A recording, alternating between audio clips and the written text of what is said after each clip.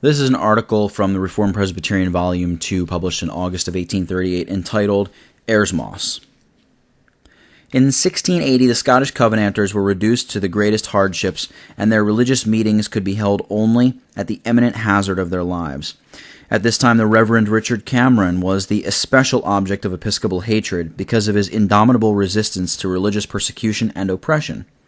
He was one of the very few who at this time were willing to brave all opposition, and with the view of maintaining the testimony of Jesus, go boldly to the high places of the land and preach the gospel, whatever might be the consequences. Quote, few as they were, however, they determined to make a full and open confession in defense of the doctrines of the Reformation, to protest against the infringement of their civil and religious liberties, and renounce formally that government which had broken every engagement, overturned the whole constitution of the country, and was known only by the evils it inflicted. Unquote.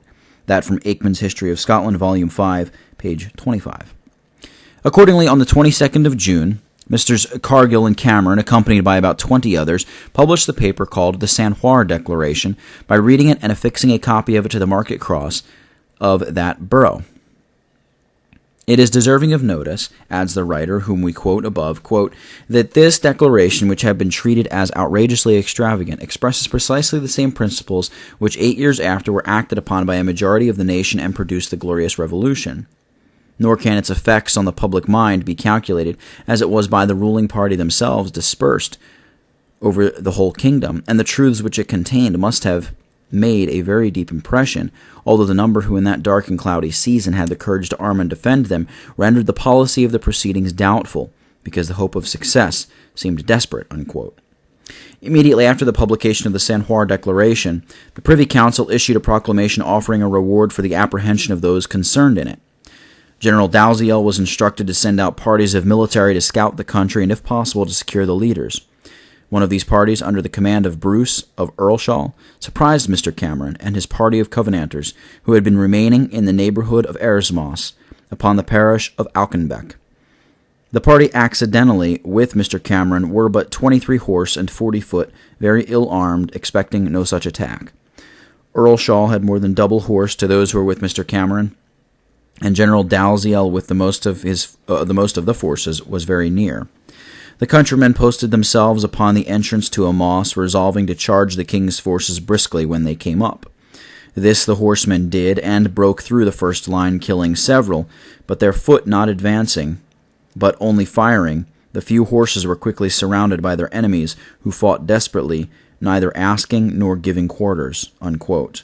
That from Woodrow, Volume 3, page 219. The horsemen of the Covenanters maintained their ground till they were mostly cut off, and the remainder were made prisoners. Among the latter was the distinguished David Haxton of Rathlet, who, with some others, was shortly afterwards executed. Among the former was the Reverend Richard Cameron. We subjoin to this sketch, quote, the following beautiful tributary verses to the memory of those who fell at Ersmoss, unquote. These were written by James Hislop, a shepherd lad and a native of the district of country where the skirmish took place. This fragment of poetry has been often reprinted, but frequently uncalled for liberties have been taken by making slight alterations. The following, understood to be the form in which it came from the writer, is copied from the Scots Magazine for February of 1821. Quote, in a dream of the night I was wafted away to the moorland of mist where the martyrs lay, where Cameron's sword and his Bible are seen, engraved on the stain where the heather grows green. 'Twas a dream of those ages of darkness and blood, when the minister's hame was the mountain and wood, when in Weldon's dark moorlands the standard of Zion, all bloody and torn, 'mang the heather was lying. It was morning, and summer's young sun from the east lay in loving repose on the green mountain's breast. On Warlaw and Carntable the clear shining dew glistened sheen 'mang the heathen bells and mountain flowers blue. And far up in heaven, in the white sunny cloud, the song of the lark was melodious and loud, and in Glenmuir's wild solitudes lengthened and deep was the whistling of plovers, the bleating of sheep. And Wellwood's sweet valley breathed music and gladness, the fresh meadows' blooms hung in beauty and redness. Its daughters were happy to hail the returning, and drink the delights of green July's bright morning. But there were hearts cherished far other feelings. illumined by the light of prophetic revealings, who drank from this scenery of beauty but sorrow, for they knew that their blood would be due it tomorrow. 'Twas the few faithful ones who with Cameron were lying, concealed 'mang the midst where the heath fowl was crying. For the horsemen of Earlshall around them were hovering, and their bridle reins rung through the thin misty covering.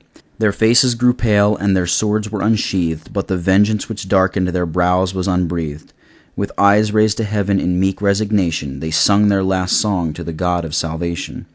The hills with the deep mournful music were ringing, the curlew and plover in concert were singing.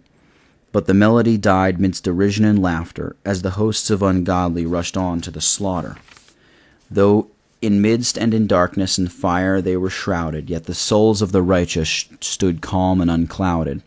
Their dark eyes flashed lightning, as proud and unbending they stood like the rock which the thunder is rending. The muskets were flashing, the blue swords were gleaming, the helmets were cleft, and the red blood was streaming. The heavens grew dark, and the thunder was rolling, when in Wellwood's dark moorlands the mighty were falling. When the righteous had fallen and the combat was ended, a chariot of fire through the dark cloud descended.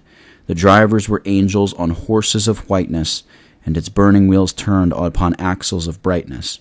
A seraph unfolded its doors bright and shining, all dazzling like gold of the seventh refining.